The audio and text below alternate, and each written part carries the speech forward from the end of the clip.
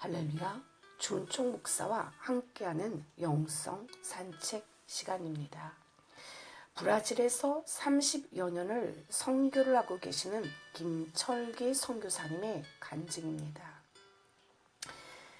나의 청춘과 아내를 아마존에 묻어버리고 아마존에서 30여 년간 선교한 결과가 암이냐 라는 말에 꿈보다 해몽이 좋아야 한다고 했던가요? 저는 이 질문을 저를 부러워하는 질문으로 해석하고 싶습니다. 어떻게 너는 복을 그렇게 많이 받았느냐? 한 번도 선교사가 되려고 생각도 해보지 않았는데 저는 하나님의 손에 이끌려 만 34살에 선교사로 아마존에 왔습니다. 힘든 아마존의 환경보다 더 힘겨운 핍박과 비난과 모욕을 받으며 수십 년을 살아왔습니다. 인생에 있어서 가장 큰 상실이라고 할 수 있는 아내를 잃었죠. 거듭 말라리아와 댕기열에 노출되며 고혈압, 당뇨, 간질성 방광염, 사시, 복시현상, 녹내장, 갑상선 암이 발병하여 2번 수술을 받고 치료를 받았습니다. 저는 그야말로 여러 가지 질병을 많이 가진 병부자입니다. 인류 역사상 최고의 선교사 사도 바울은 25년간 선교 사역을 했죠. 사역 말기에 늙고 병들었습니다. 함께 했던 친구들마저 그의 곁을 떠난 상태에서 감옥에서 죄수로 갇혀 있다가 로마 감옥에서 순교했죠. 다메섹 도상에서 주님을 만나고 난 후 오직 그리스도 때문에 그가 가진 유익한 것들을 모두 해로 여겼습니다. 그리고 낮은 곳, 더 낮은 곳으로 내려가다가 마침내는 목숨까지 잃었죠. 그럼에도 불구하고 우리는 그를 가장 위대한 선교사로 존경합니다. 우리의 주님 예수 그리스도는 어떤가요? 주님은 33살의 나이에 십자가에서 강도들과 함께 처형되었습니다.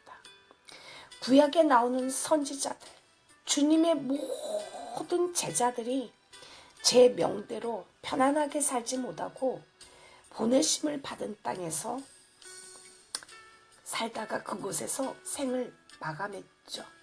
성경에서 주님을 자기 목숨보다 더 사랑한 사람들은 대부분 가난과 모욕과 비참한 인생을 살다가 결국에는 수치스러운 죽음을 맞이했습니다. 그럼에도 불구하고 그들은 주님을 원망하거나 불평하지 않았죠. 기쁨으로 주님께 자신을 드리고 세상이 주는 고난을 기꺼이 받아들였습니다.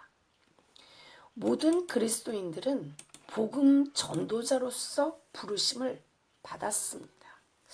어디에서 무슨 일을 하든지 복음을 전하는 것이 인생의 목표이고 일하는 장소가 보냄을 받은 선교지입니다.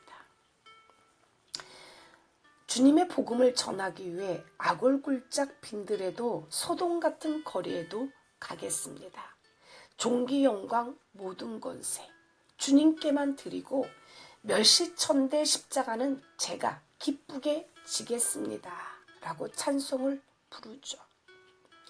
이 찬송이 우리의 진실한 고백이라면 우리가 복음 전도자로서 세상에서 많이 잃어버릴수록 감사한 것입니다. 글의 서두에서 언급한 것처럼 저는 여러 가지 질병을 가지고 아마존에서 살아갑니다. 그런데 이런 고난의 열매로 주님께서 제게 무엇을 주셨는가? 세상의 그 어떤 가치로도 환산할 수 없고 무엇과도 비교할 수 없는 하나님의 선물을 주셨습니다. 그것은 내가 이 땅에서 잃어버린 여러 가지 것들보다 차원이 다른 이 땅과 영원으로 이어지는 영원한 복을 하나님께 받았습니다. 네, 이 선교사님의 고백처럼 우리의 최고의 복은 예수님을 믿는 것입니다. 한 청년이 자신은 스포츠스타나 연예인처럼 몇백억 빌딩을 구입하여 임대료로 편하게 사는 것이 인생의 목표이며 성공이라고 이것을 위해 기도한다는 말을 들은 적이 있습니다. 또 은퇴를 앞둔 어떤 목사님이 예수님은 우리가 부자 되기를 원하시며 예수를 잘 믿으면 이렇게 해주신다고, 가난은 주님의 뜻이 아니라 죄라고 설교하시는 것을 듣고 얼마나 놀랐는지 물읍니다. 성도들도 큰 소리로 아멘 하고 외쳤죠. 과연 이것이 복일까요? 기독교는 기복 종교가 아닙니다. 자녀가 잘되고 사업이 잘되고 건강이 회복되기를 바라는 등 복을 받고 싶어하는 심리는 누구에게나 있죠. 복을 빌던 우리 민족이 복음이 들어왔는데 신만 바뀌고 기복 습관은 그대로라면 이것은 기독교가 아닙니다. 예수를 믿으면 이런 복을 받는다는 가르침은 어찌 보면 이단보다 더 해로운 우리 내부에 있는 독이죠. 우리가 받은 최고의 복은 바로 예수님 자체인 것입니다. 진짜 예수님을 믿고 따르면 가난해질 수 있죠. 예수님의 제자들을 봐도 세상적인 기준의 복을 받은 제자는 하나도 없습니다. 가족도 없고 혈혈단신이며 재산도 없었죠. 신앙생활이란 예수님을 믿는 것이고 예수님을 믿는다는 것은 거듭나고 중생하는 것이죠. 죄가 무엇일까요? 죄란 하나님의 자리에서 하나님을 끌어내리고 그 자리에 자기의 욕망을 앉히는 것입니다. 하나님은 하나님이고 인간은 인간인데 자기가 하나님인 것처럼 목에다 힘을 주고 교만을 떠는 게 죄죠. 그런데 거듭난다는 것은 이러한 자신을 십자가 앞에 못 박고 십자가를 지는 것이죠. 내 자신이 그리스도와 함께 십자가에 죽고 내 심령 안에 예수님이 사는 것입니다. 주님의 것으로 사는 거예요. 예수를 믿는다는 것은 예수님을 내 인생의 주인으로 모시고 살아가는 것입니다. 죽음에는 생물학적 죽음과 영적 죽음이 있죠. 생물학적 죽음은 수명이 닿으면 누구나 다 맞이하게 되죠. 그러나 영적 죽음은 하나님 없이 이 땅에서 사는 것을 뜻합니다. 사탄이, 악마가 무엇일까요?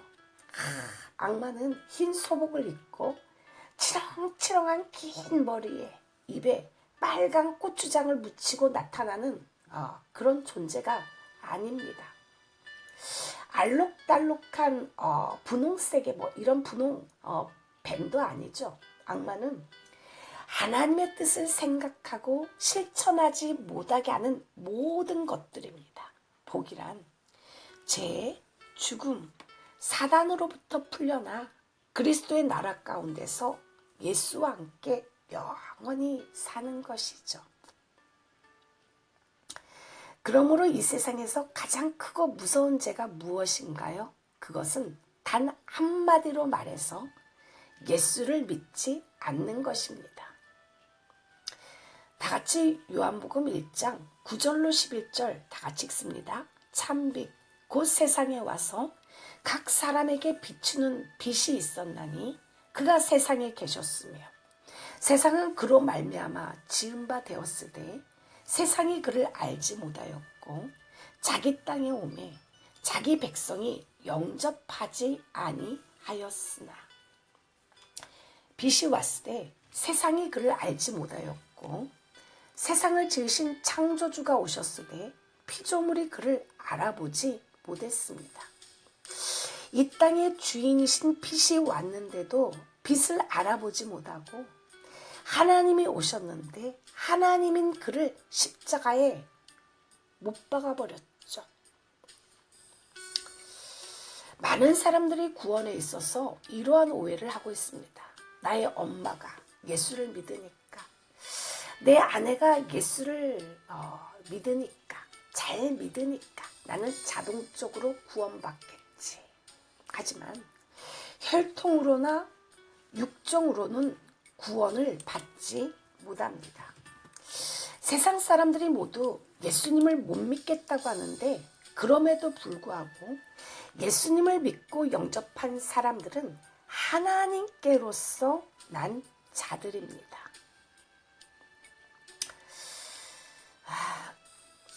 영접하는 자, 곧 그 이름을 믿는 자들에게는 하나님의 자녀가 되는 권세를 주셨으니 이는 혈통으로나 육적으로나 사람으로 뜻으로 나지 아니하고 오직 하나님께로부터 난 자들이니라.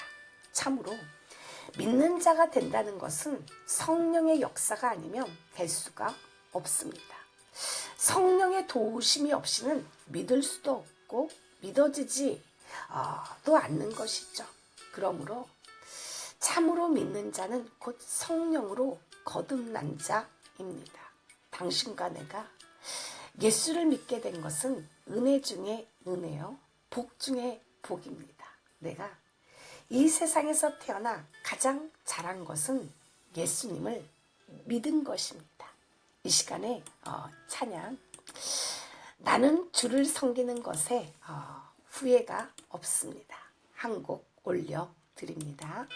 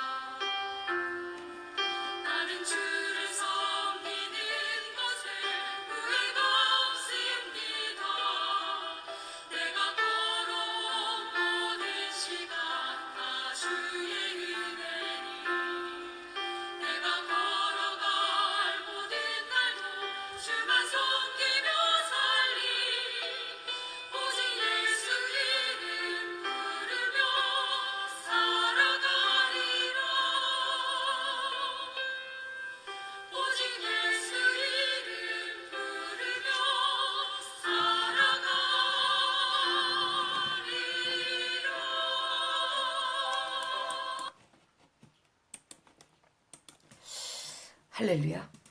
어떻게 하면 하나님의 자녀가 될까요? 거듭난다는 말은 무슨 의미입니까? 이 질문에 답하는 대표적인 성경 구절은 요한복음 3장 1절로 21절이죠. 예수 그리스도께서 이름난 바리새인이며 유대민족을 다스리는 사내들인 공회의원인 니고데모에게 말씀하십니다. 진실로 진실로 내게 이르노니 사람이 거듭나지 아니하면 하나님의 나라를 볼 수 없느니라. 니고데모가 이르되 사람이 늙으면 어떻게 날 수 있사옵나이까? 두 번째 모태에 들어갔다가 날 수 있사옵나이까? 예수께서 대답하시되 진실로 진실로 내게 이르노니 사람이 물과 성령으로 나지 아니하면 하나님의 나라에 들어갈 수 없느니라. 육으로 난 것은 육이요 영으로 난 것은 영이니 내가 네게 거듭나야 하겠다 하는 말을 놀랍게 여기지 말라. 거듭난다는 말은 문자 그대로 해석하면 위로부터 태어난다는 뜻입니다. 니고데모에게는 정말 필요한 것이 있었죠. 그는 마음의 변화, 즉 영적 변화가 필요했습니다. 새로운 탄생, 즉 거듭남을 믿는 자에게 영원한 생명을 주시는 하나님의 행위죠. 거듭난다는 것은 예수 그리스도의 이름을 믿음으로써 하나님의 자녀가 된다는 의미로 나타납니다. 여기서 논리적으로 왜 사람에게 거듭남이 필요한가라는 물음이 뒤따르죠. 성경은 이렇게 말합니다. 모든 사람이 죄를 범하였음에 하나님의 영광에 이르지 못하더니 죄인은 영적 죽음 상태에 있습니다. 너희의 허물과 죄로 죽었던 너희를 살리셨도다 라고 말하죠. 죄인이 그리스도를 믿는 믿음을 통해 영적 생명을 얻을 때 성경은 그것을 새로운 탄생에 비유하죠. 오직 거듭난 사람들만이 죄사함을 받고 하나님과의 관계를 누립니다. 그런즉 누구든지 그리스도 안에 있으면 새로운 피조물이라. 이전 것은 지나갔으니 보라 새 것이 되었도다. 당신이 지금 예수 그리스도를 구주로 영접하기를 원하신다면 다음과 같은 기도를 따라해 보세요. 하나님, 저는 죄인이며 죄에 대한 벌을 받기에 합당함을 고백합니다. 그러나 예수 그리스도께서 저의 죄값을 대신 지불하셨고 그분을 믿음으로써 제가 용서받을 수 있게 되었습니다. 저는 오직 당신만이 저를 구원하실 수 있음을 믿습니다. 당신의 놀라운 은혜와 용서의 결과로 영생이라는 선물을 주심에 감사드립니다. 아멘. 이제 당신은 하나님의 자녀가 되는 권세를 받았습니다.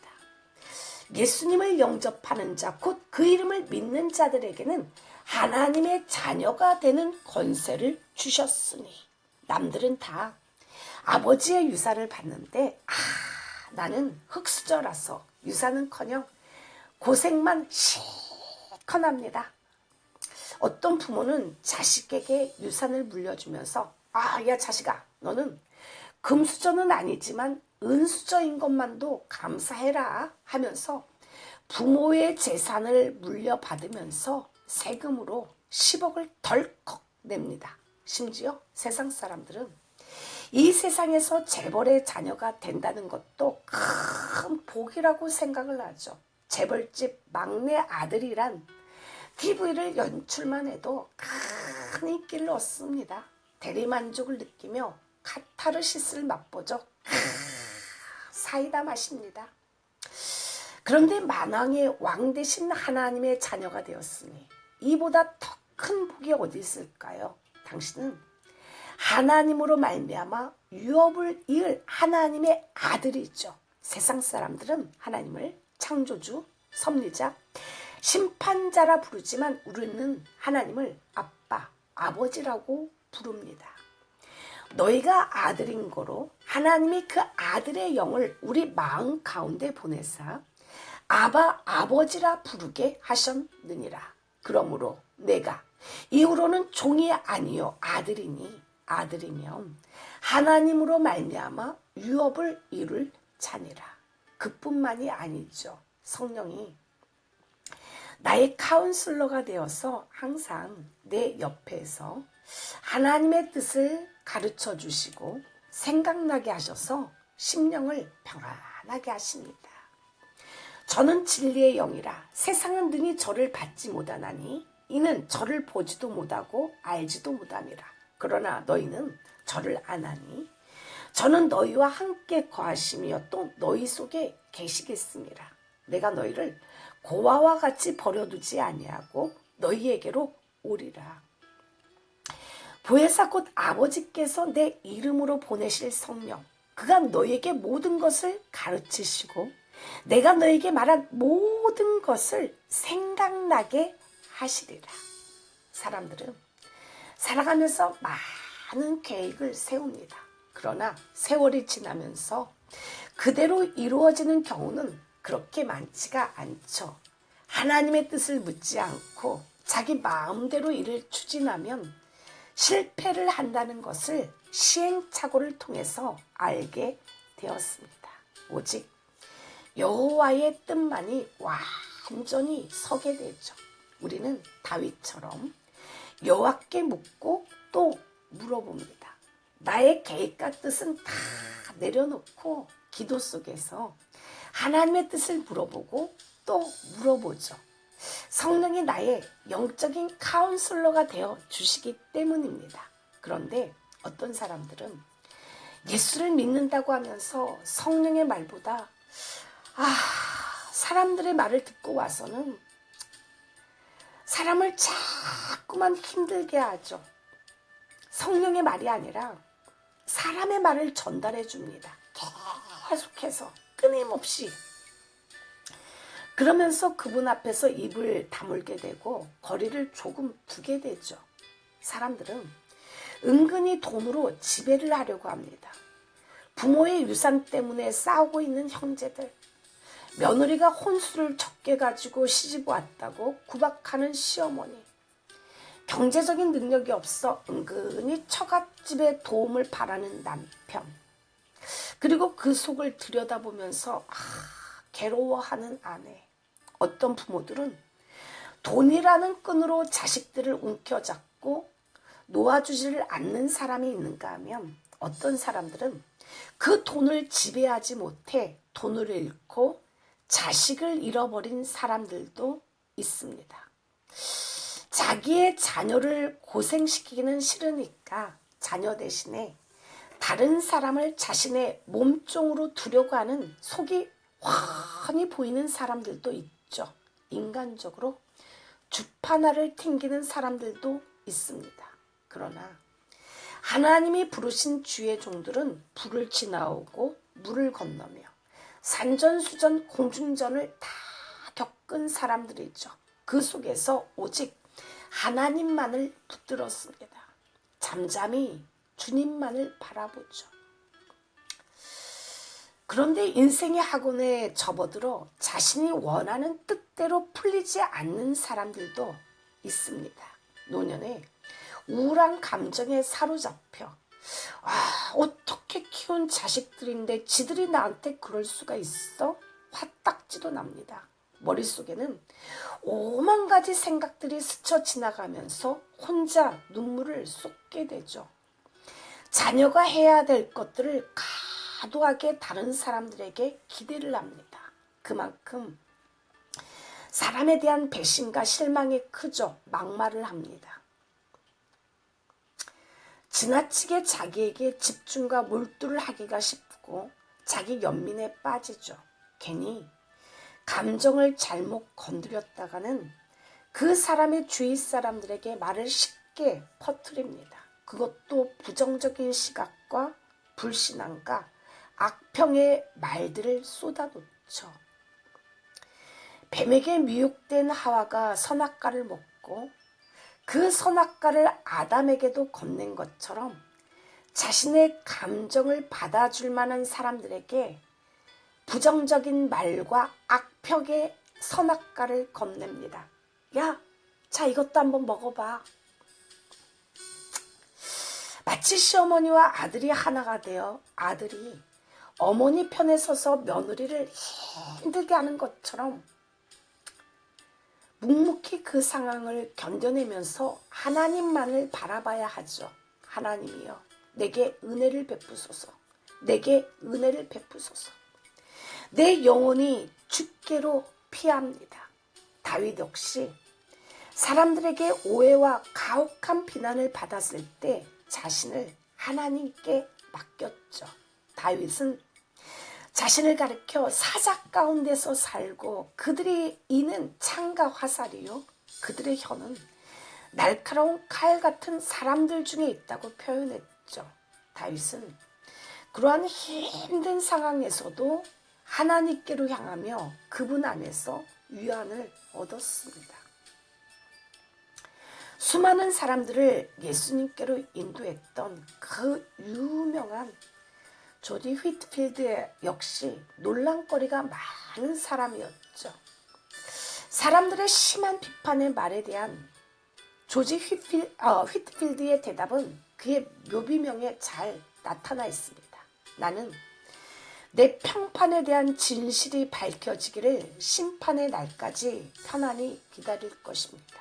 그리고 내가 죽은 뒤 묘비에는 이렇게만 써주시기 바랍니다. 여기 조지 휘트필드가 묻다. 그가 어떤 사람이었는지는 위대한 심판의 날이 밝혀주리라. 고린도전서 데살로니가 사도행전을 보면 바울 역시 많은 비난을 받았습니다. 예수를 모르는 사람으로부터가 아니라 믿는 사람, 종교인, 유대인, 그리고 주님의 일꾼들로부터 큰 비난을 받았죠. 쇠고랑에 묶여 매도 수없이 맞았고 굶기도 셀 수 없이 하였습니다. 수많은 사람들이 바울의 곁을 떠났죠. 너에게 문제가 있어서 사람들이 떠나는 거야 라는 사람들의 시선과 말, 무력함과 외로움, 그 가운데서 자신을 보는 우를 범하지 않았습니다. 그는 언제나 오직 예수만을 붙들며 그리스도 안에서 자신을 보려고 하였죠. 그리스도의 부요함과 권능 안에서 자신을 보려고 안간힘을 발버둥을 쳤습니다. 오직 그에게는 한 가지의 목표만 있었죠. 오직 하늘에 부르신 부름의 상을 쫓아 표대를 향하여 끝까지 달려가는 것. 예수를 만난 사람은 창녀가 되었든 세리가 되었든 구두닦이가 되었든지 간에 자기의 길을 또박또박 걸어갈 줄 압니다. 잡힌 바 된 거, 주님이 주신 소명의 길, 그 길로 기쁜 마음으로 쫓아가죠. 이것이 이 땅에 우리의 삶이 존재하는 이유입니다. 주님 때문에 존재하죠. 아무리 험난한 오해가 있고 핍박이 있고 고통이 있을지라도 뜨거운 불에 오징어처럼 타버리는 그러한 험악한 살을 내는 그런 고통 속에서 고백할 수 있는 말은 내 인생의 가장 큰 복은 바로 예수입니다. 예수와 함께 살다가 죽는 것. 성경은 성도의 죽음조차 복되다고 하셨죠. 그의 경건한 자들의 죽음은 여호와께서 보시기에 귀중한 것이로다. 또 내가 들으니 하늘에서 음성이 나서 이르되 기록하라. 지금 이후로 주 안에서 죽는 자들은 복이 있도다 하시매 성령이 이르시되 그러하다. 그들의 수고를 그치고 시리니 이는 그들의 행한 일이 따름이라 하시더라. 부디 예수와 한평생을 살고 이 땅에서 주님을 위해 최선을 다하다가 하늘나라에서도 나의 슬픔과 눈물을 닦아주시는 주님의 품 안에서 안식을 얻으시기를 축복합니다. 당신과 나의 마지막이 천국이 되기를 간절히 기도드립니다. 주님, 세상 사람 날 부러워하지 아니하여도 나도 역시 세상 사람들이 부럽지 않습니다. 이 세상에서 내가 제일 잘한 거 하나님 한 분만으로 만족하며 당신을 위해 삶을 드리게 하신 것을 감사드립니다. 예수 이름으로 기도를 올려드립니다. 이 시간의 찬양 마지막으로 주님이 홀로 가신 그 길 나도 따라가오 올려드립니다.